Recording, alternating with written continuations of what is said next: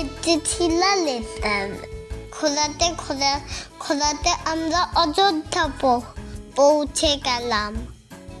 আমরা খাওয়া দাওয়া করলাম আর একটু খেলাধুলো করে পাহাড়ে একটু ঘুরে বাড়ি চলে আসলাম।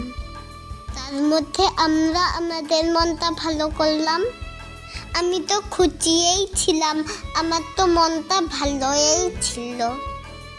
আমি একটু খেলাম, তারপরে একটু পাহাড়ে ঘুরে বাড়ি চলে আসলাম। তোমরা লাইক কমেন্ট সাবস্ক্রাইব করবে, না করলে কি হবে বলো?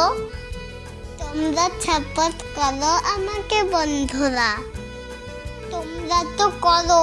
আর আমার 500 সাবস্ক্রাইবার হয়ে গেছে।